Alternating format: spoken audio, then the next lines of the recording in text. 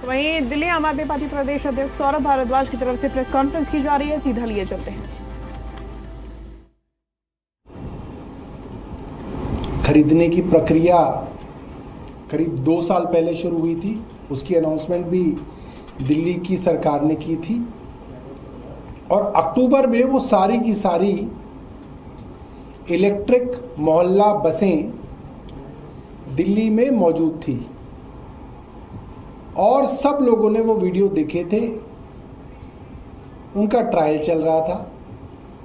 सवाल ये है कि जो मोहल्ला बसें पहले से दिल्ली में मौजूद थी, उन बसों का दोबारा इनॉग्रेशन करके पैसा क्यों बर्बाद किया गया? ये उसी तरीके से है जैसा कि वाटर टैंकर, हर साल दिल्ली में करीब 1000 वाटर टैंकर इस्तेमाल होते हैं। 2015 से जीपीएस लगे हुए हैं उनमें। 2015 से आप उसको अपने मोबाइल पे ट्रैक कर सकते हैं। अगर आप टैंकर नंबर डालेंगे तो आप मोबाइल पे उस जीपीएस को ट्रैक कर सकते हैं, मगर फिर भी उसके अंदर पैसा बर्बाद करके, लाखों रुपए बर्बाद करके उसका इनॉग्रेशन किया गया। कल दोबारा वो देखा। एक सवाल है जो बड़ा टेक्निकल सवाल है और सीधा भ्रष्टाचार से जुड़ा हुआ है। अक्टूबर में वो बसें दिल्ली में आ गई थी,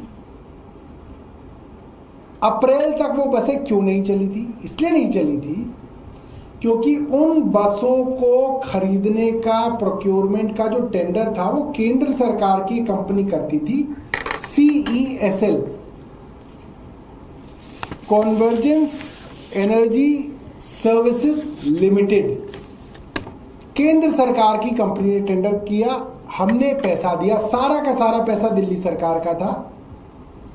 केंद्र सरकार की कंपनी को इसलिए दिया गया ताकि कल को कोई आरोप ना हो, क्योंकि जब भी बसों को खरीदने की बात होती है भारतीय जनता पार्टी कहती है इसमें जी भ्रष्टाचार हो गया, इसकी इंक्वायरी कराओ। तो इसीलिए केंद्र सरकार को दिया गया था कि भाई आप कर लो, आप करोगे तो आप पे आरोप नहीं लगाएंगे। जब ये बसें आ गई तब ये पता चला कि इन बसों ने टेंडर कंडीशंस को वॉयलेट किया है, और टेंडर कंडीशन भी वो जो बेहद जरूरी थी। क्या थी? केंद्र सरकार की मिनिस्ट्री ऑफ पावर ने, जिसके अंदर ये CESL आता है, और ministry of commerce and industries, department of promotion of industries and internal trade ने 20 जून के अंदर एक ऑर्डर निकाले, मेक इन इंडिया की कंप्लायंस होनी चाहिए। और इन बसों को जब केंद्र सरकार की कंपनी द्वारा खरीदा गया तो पता चला मेक इन इंडिया की कंप्लायंस नहीं है, यानी कि ये बसें ये सर्टिफिकेट नहीं दे पा रही थी कि इसमें 50% कंपोनेंट मेक इन इंडिया के थ्रू आए हैं। और टेंडर में ये कहा गया था कि मेक इन इंडिया होना चाहिए, और क्योंकि इन बसों में मेक इन इंडिया का ना कंपोनेंट मिल रहा था, ना वो सर्टिफिकेट दे पा रहा था, लिहाजा ये बसें डिपो में खड़ी थी। हमारा एक साधारण सा सवाल है, अगर अक्टूबर में ये मेक इन इंडिया की कंप्लायंस नहीं कर रही थी तो क्या वो अप्रैल में कर सकती है? क्या अप्रैल में इसके पुर्जे बदले गए हैं? क्या ये मशीनें वापस, ये सारी की सारी बसें वापस गई थी? इसके अंदर अलग से मेक इन इंडिया के कंपोनेंट बदल दिए गए और ये कंप्लायंस हो गई? दिल्ली सरकार बताए। और अगर कंप्लायंस नहीं हुई, फिर आपने इनको बिना कंप्लायंस के टेंडर कंडीशंस को वॉयलेट करके कैसे इन बसों को आपने सड़कों पर उतार दिया? आपने एक टेंडर किया जिसमें आपने कंडीशन ये रखी कि 50% मेक इन इंडिया के कंपोनेंट्स की कंप्लायंस होनी चाहिए। उसके अंदर आपकी कंपनियां आ गई। आने के बाद आप क्या कह सकते हो कि नहीं वो कंडीशन हम हटा सकते हैं? एक बार टेंडर हो गया तो उसके बाद तो आप कंडीशंस हटा नहीं सकते, ना कंडीशंस रिलैक्स कर सकते। तो हम चाहते हैं इसके बारे में जांच हो, क्योंकि ये संभव नहीं है कि जो बसें अक्टूबर में मेक इन इंडिया कंप्लायंस नहीं कर पा रही थी वो बसें अप्रैल में मेक इन इंडिया कंप्लायंस कैसे कर रही हैं। ऐसा प्रतीत होता है कि इसमें एक बड़ा भ्रष्टाचार हुआ है।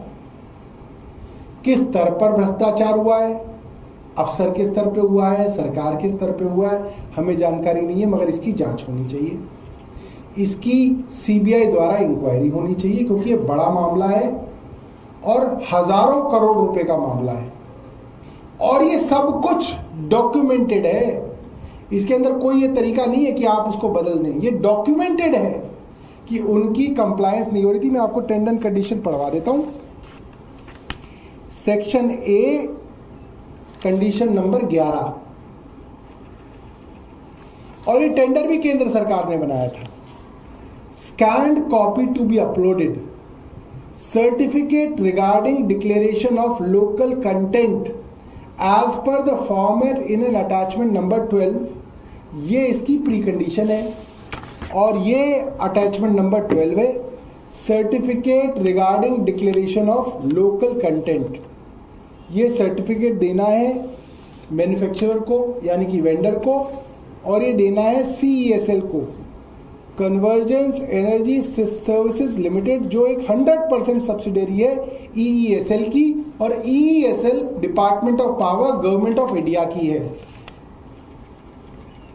तो हम ये जानना चाहते हैं कि ये मेक इन इंडिया कंप्लायंस, ये सर्टिफिकेट कैसे इसका 6 महीने में बन गया और किस किस आदमी की कलाकारी से ये सर्टिफिकेट बना है।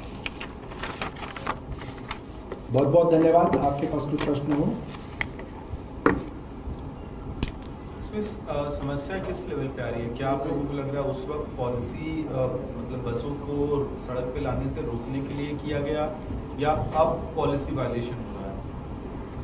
ये तो सरकार बता सकती है, मगर उस वक्त जो कहा गया, जो डॉक्यूमेंटेड है, वो ये है कि मेक इन इंडिया का कंप्लायंस नहीं है और डॉक्यूमेंटेड है, और मेक इन इंडिया की कंप्लायंस का सर्टिफिकेट वेंडर नहीं दे पा रहा था।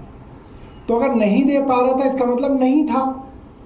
अगर कंपोनेंट मेक इन इंडिया होते उसके 50% तो वो सर्टिफाई करता उसको कि ऐसा है, मगर वो नहीं दे पा रहा था।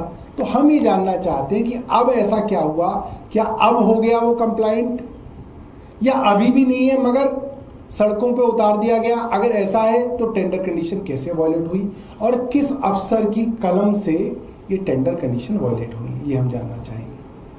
सारी 400 बसें उसी दौर की आपने? सारी की सारी 400 बसें 100% जो पैसा है वो दिल्ली की चुनी हुई सरकार का है, इसमें केंद्र सरकार का पैसा नहीं है।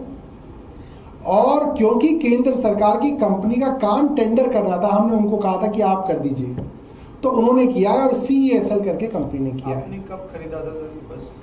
ये देखिए, ये तो शुरुआत तो जो है, जैसे मैं आपको बताऊं, कब डिलीवर हुई? ये मुझे लग रहा है अक्टूबर में, सितंबर अक्टूबर में हुई होगी डिलीवर, क्योंकि ये जो टेंडर का जो डॉक्यूमेंट है ये तो 21/9/2022 का है। जो NIT आई थी, जो invitation of notice for invitation of tender था NIT, ये 21/9/2022 की है।